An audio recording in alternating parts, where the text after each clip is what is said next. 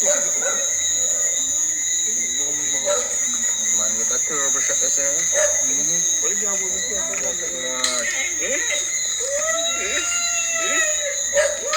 Donovan. Jano.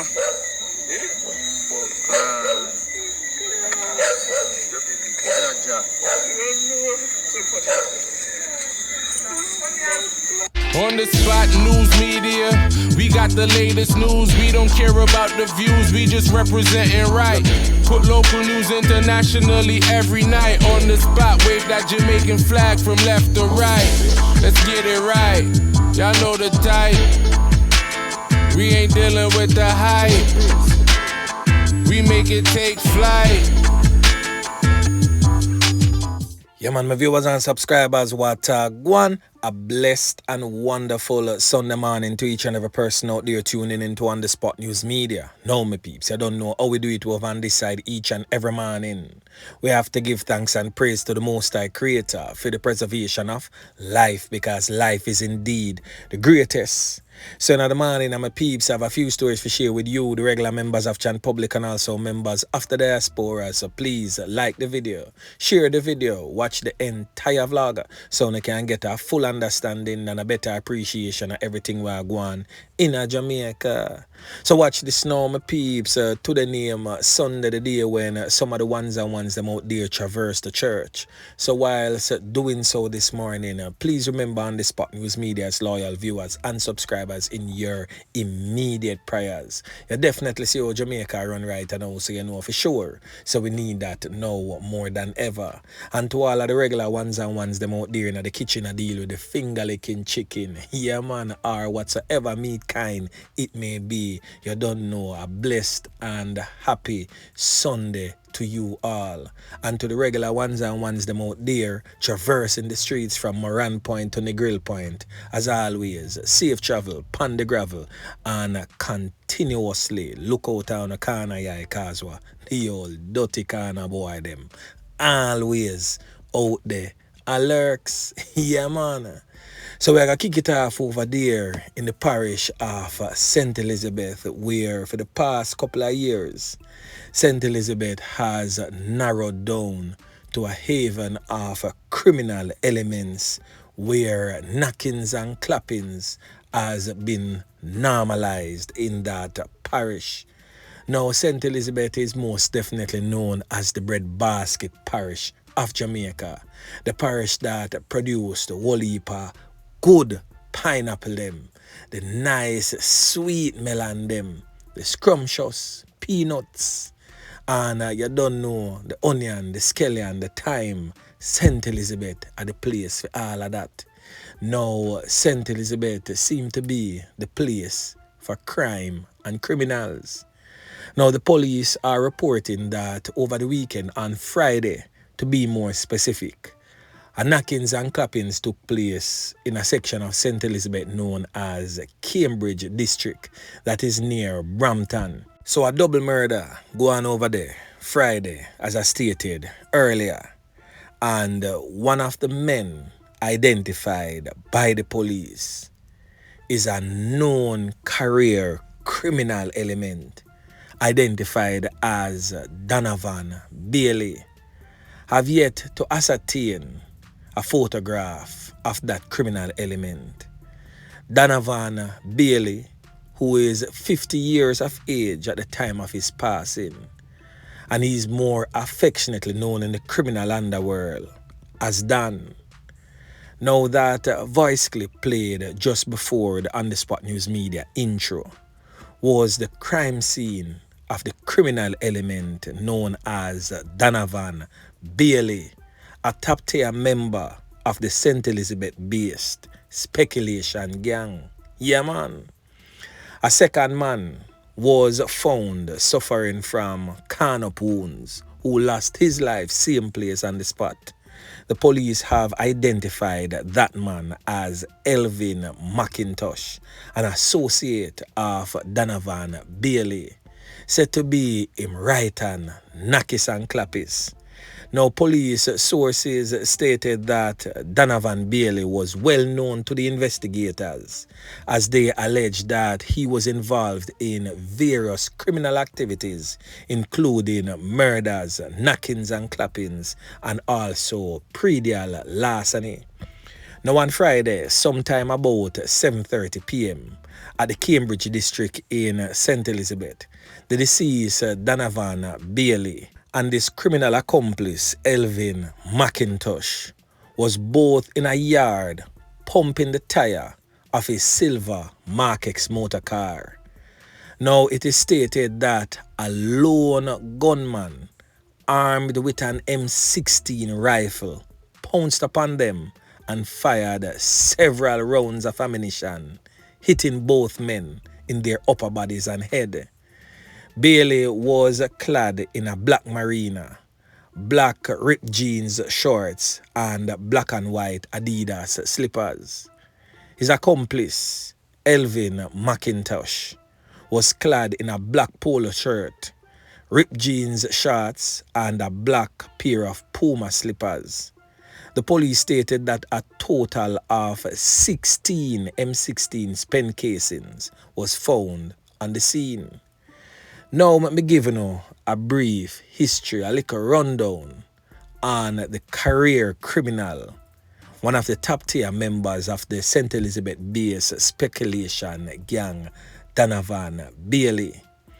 Now, Donovan Bailey is a really interesting character, a real murderer in every essence of the word. Now, as far back as 2009, when Bailey was 34 years old, he was found guilty by a mixed jury for taking the life of 17-year-old Dahlia Clark Bailey. And one might be wondering, is that his family member, Dahlia Clark Bailey? Well, at 17, she was Donovan Bailey's wife. Yeah, man. Now, it is said that Donovan Bailey took her life after the relationship did not work out. It is said that he got married to her at age 16 without the consent of her parents. And when the relationship did not work out, he called her on her phone and told her to meet him at a secluded spot to give her half of the monies that they had in a joint account. But her body was found a few days later in bushes in an advanced state of decomposition. The court was told that Donovan Bailey confessed to taking his wife's life to a so-called bush doctor. All of that took place sometime between the 12th and the 15th of October in 2005. Bailey was sentenced by the court in 2005 to life imprisonment and is to serve 20 years before he's eligible for parole. However, that sentence was overturned by the Court of Appeal on Wednesday, April 13th in 2011, after the Court of Appeal stated that the evidence presented in court was insufficient to convict Bailey, and he was released from prison, and he continued his life of crime. Now, after continuation of such a lifestyle, I guess time caught up on him on Friday, where his life was taken by another criminal element. Yeah, man. And still in the parish of St. Elizabeth, head of the St. Elizabeth Police, Acting Superintendent Coleridge Minto, says one man has been charged while 2 other suspects have been arrested in connection with 3 knockings and clappings resulting in the loss of life of those persons. 3 of 6 of them type of knockings and clappings they recorded in the parish last week. So the acting superintendent was speaking at a monthly meeting with the St. Elizabeth Municipal Corporation on Thursday. The superintendent says that the police are working hard to keep the homicide numbers down in the parish. So we're going to hear from the acting superintendent of police in charge of the St. Elizabeth Police Division. That's Superintendent Coleridge Minto. Listen. The detectives working the cases have so far not linked any of the murders together. The team is still gathering information and pursuing some leads. At this time, one person has been charged for one of those murders which took place on December 9.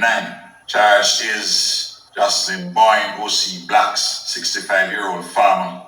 Following the violence, 48-hour curfew was imposed in the Goshen community where the double murder took place. 2 suspects have since been picked up and are being questioned by the detectives.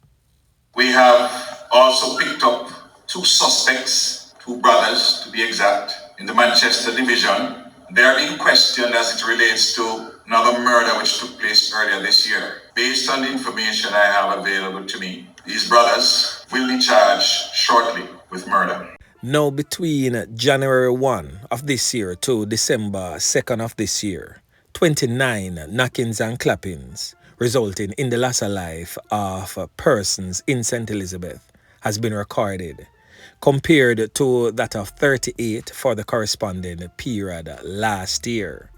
Now, over there in the St. Catherine Police Division, a teen was allegedly found with a firearm on a school compound. Yeah, man. And the police are basically saying that charges are pending for a 17-year-old boy who was reportedly held with a pistol on the compound of a high school in St. Catherine on Friday. Reports from the Spanish Town Police suggest that sometime about 8 p.m., a team of officers were on duty at the school where an event was in session. Upon the approach of the lawmen, the boy was observed acting in a manner that aroused their suspicion. He was accosted and searched, and one Beretta 9mm pistol was seen in a bag he had in his possession.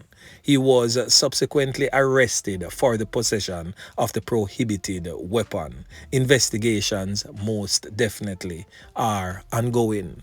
And over there in the Kingston Western Police Division, the Kingston Western Police have recovered a high-powered weapon in the division on Saturday morning. They recovered this Mach 11 submachine gun along with 20 rounds of ammunition. The illegal weapon was seized during a joint police-military operation on a premises on Tulip Lane in downtown Kingston shortly after 7 o'clock. The weapon and ammunition were found in a knapsack bag. No one was arrested in connection with that seizure. Now for our main story. Boy, may I tell you, politics is basically in the limelight. Now this time, a knockings and clappings of a politician's wife. On your screen is the newlyweds from back in 2015, if memory serves me correct, where Julian Silvera, who chairs the PNP Founders Group, exchanged wedding vows with Melissa Silvera on December of 2015. Now, she lost her life a few weeks ago. And in the police report, in the initial report, 6 weeks ago, it stated that she lost her life in her sleep. And that is what the law would describe as a sudden death.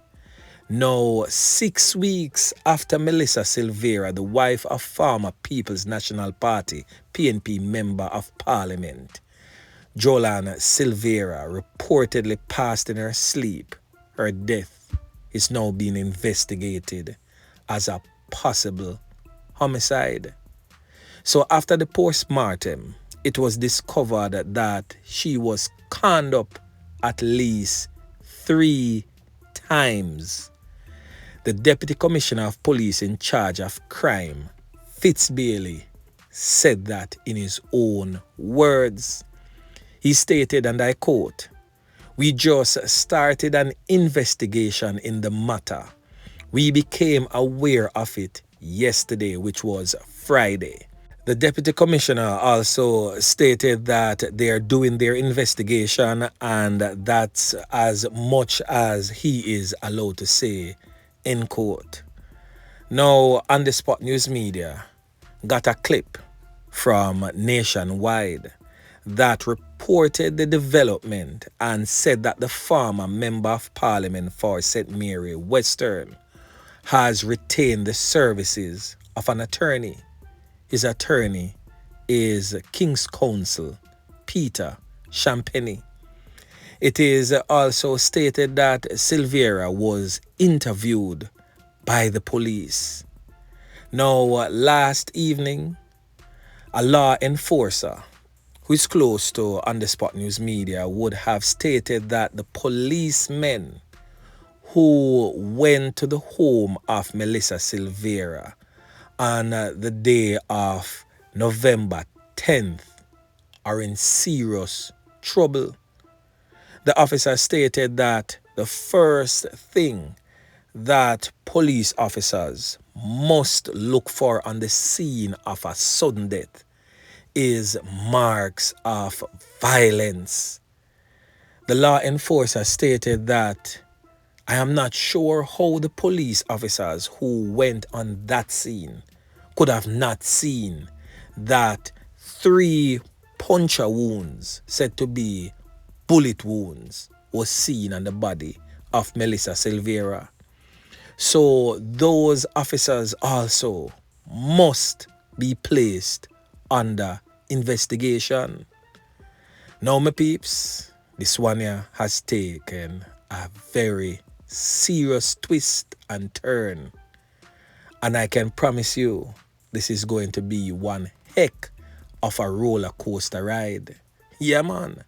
So On the Spot News Media will most definitely keep you updated as this murder investigation unfolds. So anyway, my peeps, remember to like, share, subscribe to the channel. Stay tuned to On the Spot News Media as I continue to bring you fresh news and updates in subsequent newscasts. On the Spot News Media. Yeah, man.